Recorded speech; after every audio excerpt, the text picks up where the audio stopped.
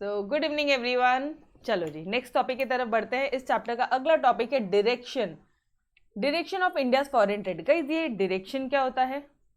India का foreign trade का direction क्या होता है? मतलब क्या पूछ रहा है वो अपन को? डायरेक्शन पूछ रहा है of India's foreign trade. Direction मतलब कहाँ से आप इंपोर्ट कर रहे हो, विच कंट्री, आप कौन सी देश से आप इंपोर्ट कर रहे हो। समझ में आ रहा है? ये अंदर आ रहे हो इंपोर्ट, और आप कौन से देश को एक्सपोर्ट कर रहे हो, ये उनके लिए डायरेक्शन हो जाएगा। आप कौन से देश को आप एक्सपोर्ट कर रहे हो और आप कौन से देश से इंपोर्ट कर रहे हो, this will be your direction. आप यहाँ पे इसकी बात कर रहे हो। पहले क्या होता था? पहले सिर्फ और सिर्फ ये जो हमारा एक्सपोर्ट इंपोर्ट होता था, ये सिर्फ और सिर्फ ब्रिटेन तक फिनिश ये था, बिकॉज वो लोगों ने कॉलोनियल रूल वगैरह वो पूरा याद है, मैंने आपको प्री इंडिपेंडेंस पीरियड का पूरा बताया था। तो ब्रिटेन तक ही था अपना, इंग्लैंड तक ही था। बट आज की डेट पे यूएसए हो गए, जर्मनी हो गए, जापान हो गए, इन सब से भी अपना एक्सपोर्ट इंपोर्ट का जो ट्रेड है वो शुरू है। बस दैट्स इट, इतना ही बोलना है आपको यहाँ पे। और क्या बोलोगे मुझे बताओ ना इस आंसर में, और आप क्या बोलोगे? वैसे ये क्वेश्चन आने का चांस 10% है। 10% है कि पूरे बुक से आपको सिर्फ ये क्वेश्चन उठा के पूछेंगे, सिर्फ 10% चांस होता है। बट फिर भी इतना इजी है कि आप बोलोगे कि यार मैम इसमें तो कुछ है ही नहीं। चलो आ जाओ। India foreign trade. इंडिया को जो, अब देखो हाँ ध्यान से सुनो, क्या लिखोगे आप? जो मैंने बताया सिर्फ उतना ही आंसर है, मेन आंसर उतना ही है, बट उसको बढ़ा चढ़ा के कैसे लिखेंगे? इंडिया का जो फॉरेन ट्रेड है sir, it has undergone a drastic change in terms of direction over the last 70 years. पिछले 70 सालों में एक ड्रास्टिक चेंज आया है इंडिया के फॉरेन ट्रेड में। ओके, हमें भी नहीं पता था। Direction of foreign trade means countries to which it exports, आप किसको एक्सपोर्ट करते हो, and country from which and to which, ये ध्यान रखो, from which and to which it imports. Done, simple सी लाइन है। In other words direction consist of destination of export and sources of imports. देखो वही चीजें घुमा फिरा के बोल रहे हैं, ये to which, from which, destination, sources, इतना ही है।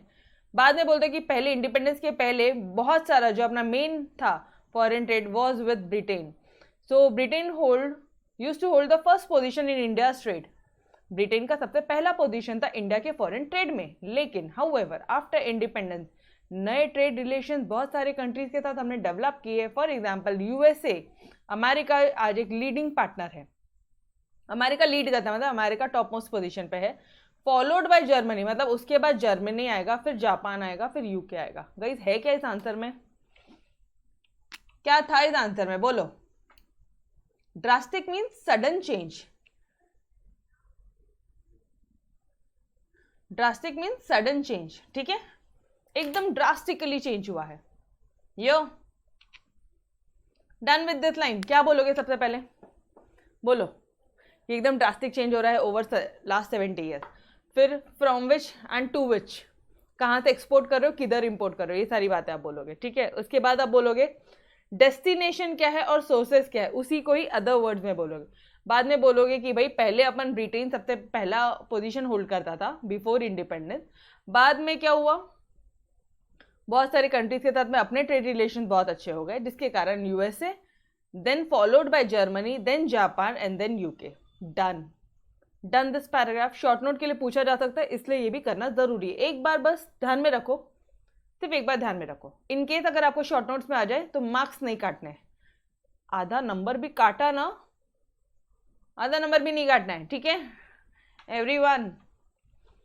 चलो जी नेक्स्ट क्वेश्चन आता है आपका, trends in foreign India foreign trade since 2001।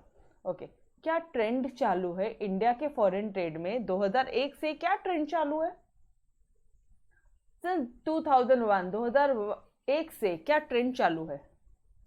पिगेफ मतलब petroleum, iron, gold and fertiliser, सिर्फ यही ट्रेंड चालू है। सिर्फ हम इसी का ही एक्सपोर्ट इंपोर्ट करते हैं। किसका? पेट्रोलियम का इंपोर्ट्स कर रहे हो आप। इंपोर्ट किसका कर रहे हो? पिगेफ का। पेट्रोलियम, वापस से बोलो, आयरन, जी से क्या था? गोल्ड, एंड एफ से क्या है? फर्टिलाइजर, इनका अपन इंपोर्ट करते हैं, इसको अपन विदेशों से अपने देश में ये चीजें मंगाते हैं। पेट्रोलियम पता ही आपको, आयरन नहीं पता था वो भी पता चल गया, गोल्ड पता था आपको, and fertilisers. Done everyone, this 4 points.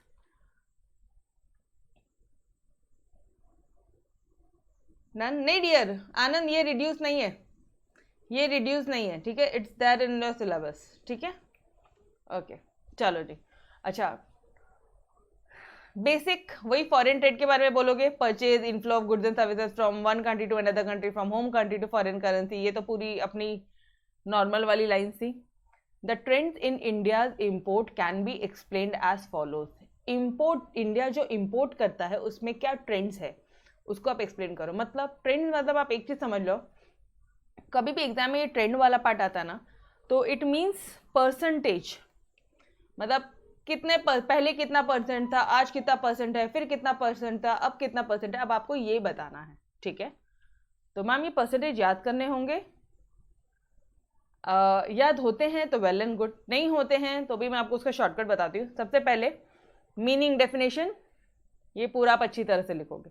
फिर the trend in India's import can be explain as follows, आ जाओ इधर। पिगेफ, petroleum, iron, gold, fertiliser, points याद हो गए, डन। बढ़ू आगे। पेट्रोलियम में क्या बोलोगे, petroleum has always been most significant, सबसे इंपॉर्टेंट एक इंपोर्ट आइटम का मोस्ट सिग्निफिकेंट इंपोर्ट आइटम था वो। इंपोर्ट जो भी अपन आइटम इंपोर्ट करते हैं ना, उसमें से सबसे important most significant import item था, बिकॉज सब बंद हो जाता था अगर पेट्रोल नहीं है तो।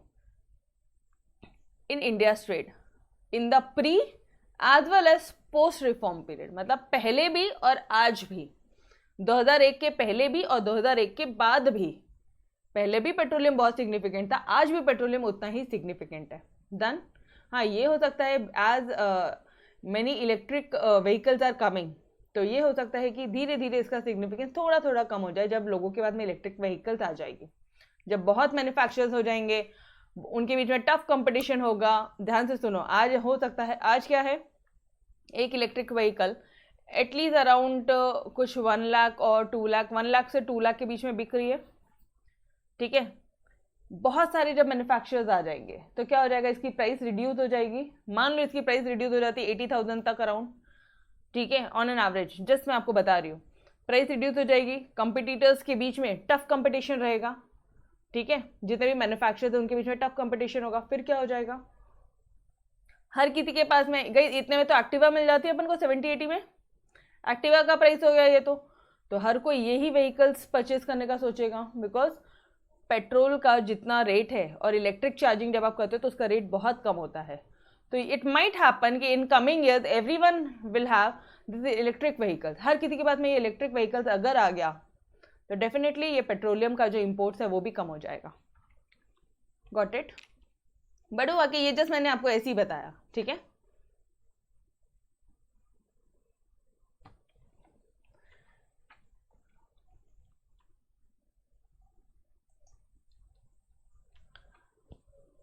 तो इसका मतलब क्या हुआ, अब आप क्या बोलोगे, पेट्रोलियम जो है it has always been most significant import item India के ट्रेड में in the pre as well as post, ठीक है।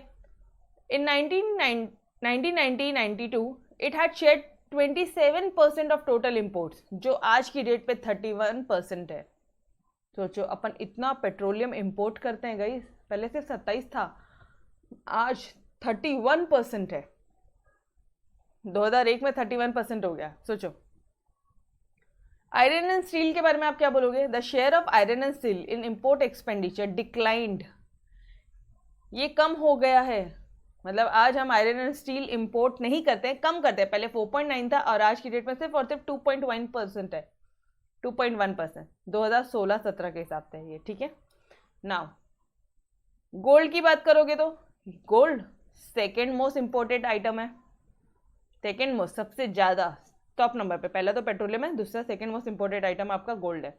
However gold import declined, gold भी डिक्लाइन हुआ है, 53.3 बिलियन US डॉलर 2011 में था और आज की डेट पे सिर्फ और सिर्फ 27.5 billion US dollar in 2013 and 14। और मेरे ख्याल से कोरोना के टाइम पे तो और भी कम हो गया होगा, because we had stopped investment in gold. मतलब बहुत ज़्यादा लोग, जो नॉर्मल पब्लिक है, रिच पीपल्स कर रहे थे, बट जो मेन जो है, जो नॉर्मल पब्लिक थे, उन्होंने तो गोल्ड में इन्वेस्टमेंट करना ही स्टॉप कर दिया था, तो शायद और कम हो गया होगा।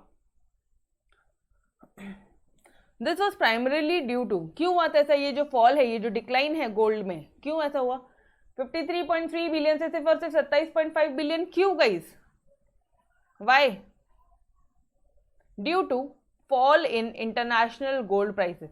इंटरनेशनल लेवल पे गोल्ड की प्राइसेस कम हो गई थी, और जब भी किसी की भी प्राइसेस कम होती है, उसकी डिमांड भी क्या हो जाती है?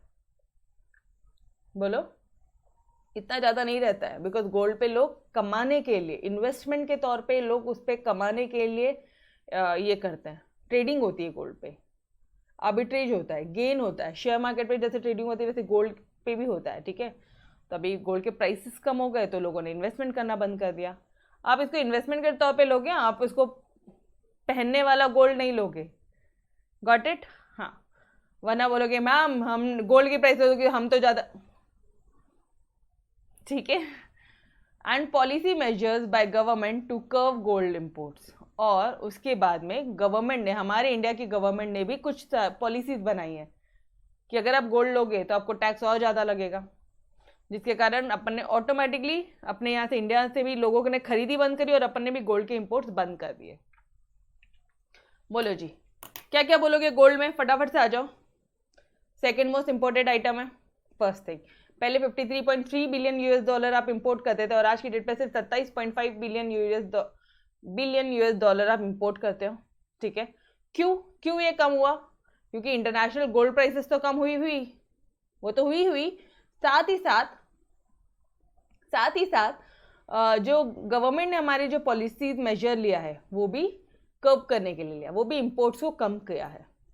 डन? सिंपल है यार। इतना कर्व मतलब कंट्रोल करना, कर्व मतलब control, to control the gold imports. Done everyone? Guys easy है ना? इतना क्या टेंशन ले रहे हो? इतना भी कोई डिफिकल्ट नहीं है यार। आंसर छोड़ के जाओ और 10 मार्क गवा दो, साल भर की मेहनत गवा दो, उससे तो बेटर है सिर्फ 4 पॉइंट लर्न करने थे। बताती हूँ मैं, डेटा बताती हूँ कौन कौन सा लर्न करना। आ जाओ इधर। नेक्स्ट पॉइंट है फर्टिलाइजर, एफ से फर्टिलाइजर्स। शेयर ऑफ फर्टिलाइजर जो है इन इम्पोर्ट, इस पे जो हम खर्चा करते थे, वो भी डिक्लाइंड हो गया है। 4.1% था, और आज की डेट पे सिर्फ 1.3% है। इतना कम हो गया गाइस। पहले 4.1% था, और आज की डेट पे सिर्फ 1.3% है। चलो जी, आ जाओ फटाफट से रिवाइज करते हैं। अगर आंसर एग्जाम में आता है तो मीनिंग डेफिनेशन पहला पार्ट, यहां से शुरू करोगे। द ट्रेंड्स, जो भी ट्रेंड्स है, क्या ट्रेंड्स है आपके?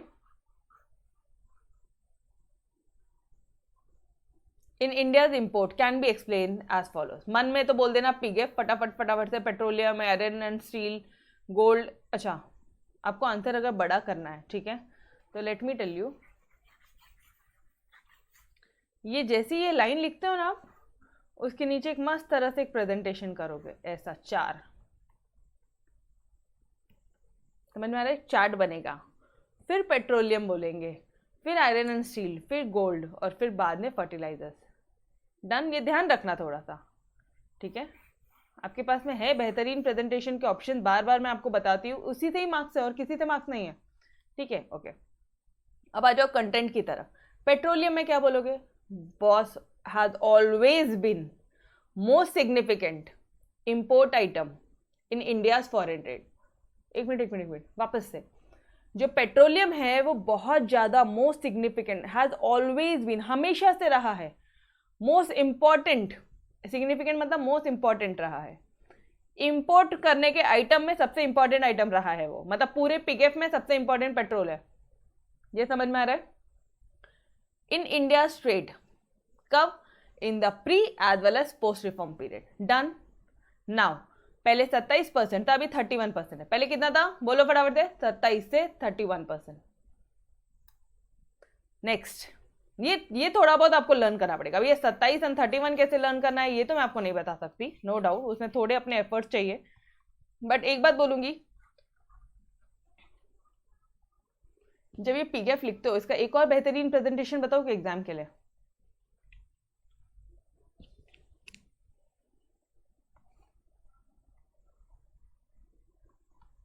जब ये आप पीडीएफ लिख रहे हो, ठीक है, तो तुरंत यहीं पे ही आप इसमें लिख दो कि पहले 27% था और अभी ये क्या हो गया है, बढ़ के 31% हो गया है। चार्ट्स में ही, जो तुमने जो चार्ट बनाया है ना उसमें ही आप लिख सकते हो, ठीक है।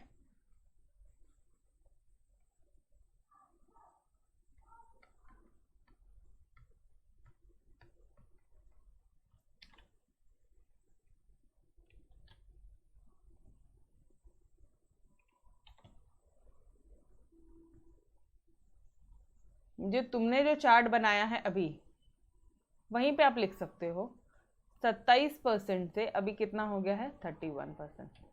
डन, मतलब ये क्या हुआ है, इंक्रीज हुआ है। आयरन एंड स्टील क्या हुआ है डियर, डिक्रीज हुआ है। कितने परसेंट से बता दो। गोल्ड डिक्रीज हुआ है, फर्टिलाइजर्स डिक्रीज हुआ है। गोल्ड डिक्रीज हुआ है, इंक्रीज हुआ है, चलो आ जाओ। गोल्ड डिक्रीज हुआ है, यस, बाकी सभी डिक्रीज हुआ है, सिर्फ और सिर्फ आपका पेट्रोलियम इंक्रीज हुआ है। नाउ 27 से 31, डन, सिंपल है।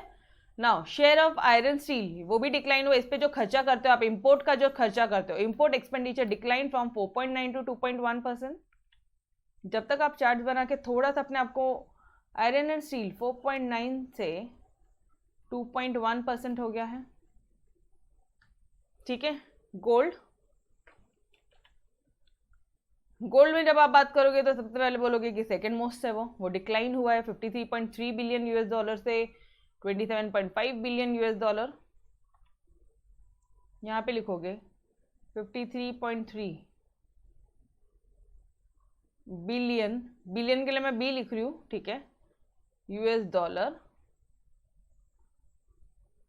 टू कितना है 27.5, ओके। और फर्टिलाइजर्स कितना से कितना सा हुआ है, अच्छा एक मिनट, इसका रीजन क्या है, क्यों ये डिक्लाइन हुआ है, क्यों डिक्लाइन हुआ है भाई, क्योंकि इंटरनेशनल गोल्ड प्राइसेस ये हो गई थी, फॉल हो गई थी, और प्लस हमारे गवर्नमेंट ने भी मेजर्स लिए हैं ताकि हम कंट्रोल कर सके गोल्ड के इंपोर्ट को, to curb the gold imports. Then curb मतलब होता है कंट्रोल, वो भी लिख लो। नाउ फर्टिलाइजर 4.1 से 1.3। जरा ये आंसर आप आपके टेक्स्ट बुक में देखना जरा कैसा है, बाद में मुझे बोलना कि ये आंसर को कितना इजी किया है अपन ने, बस दैट्स इट। 27% से 31%, 4.9 से 2.1, 53.3 बिलियन यूएस डॉलर से 27.5 एंड 4.3 से 1.3। इसी को 4-5 बार रिवाइज करो, हो जाएगा। एग्जाम के टाइम पे ये चीज़ें रट्टा नहीं होगी, आप ऐसा नहीं बोल सकते कि यार चल अभी सो के उठाओ मैं एक बार बोलती है, देखो ऐसा नहीं होगा। एग्जाम के टाइम पे ये आंसर आपको एक बार, जब आप जा रहे हो, ठीक है, एग्जाम हॉल में जा रहे हो, एक बार बस देख लो। कुछ ऐसे आंसर होंगे आपके लिए जो आपको याद नहीं होते हैं और बाकी बच्चे को याद होते हैं। जो उनको याद होता है अपन को फर्क नहीं होता, फर्क नहीं पड़ता, लेकिन जो हमें याद नहीं होते हैं, हमें उसे क्या करना है, एक मिडिल ऑफ द पेज में आप वो सारे आंसर शॉर्ट में सारे पॉइंट्स वगैरह लिखोगे जो आंसर आपके लिए डिफिकल्ट है। और ये एक चार्ट जैसे मैंने अभी बनाया ये पीडीएफ का, तो ये आप अगर एग्जाम मूवमेंट पे रिवाइज करके जाते हो तो तुम आराम से परफॉर्म करोगे। डन, तो ये टेक्निक थोड़ी बहुत ध्यान रखना, ठीक है। 27% से 31% पेट्रोलियम बढ़ा है, बाकी सब कम हुए हैं। फर्स्ट थिंग 4.9 से 2.1% हुआ है, 53.3 बिलियन यूएस डॉलर से 27.5 हुआ है, फिर 4.3 से 1.3 हुआ है। Done, okay. तो guys we will stop till here and next lecture में आपका ये चैप्टर नंबर 10 भी फिनिश हो जाएगा। सिर्फ बीओपी एंड बीओटी बचा है, BOP balance of payment, BOT balance of trade, ठीक है। चलो जी, तो तब तक के लिए अलविदा, बाय एवरीवन, टेक केयर, खुदा हाफिज़, yes bye bye, take care.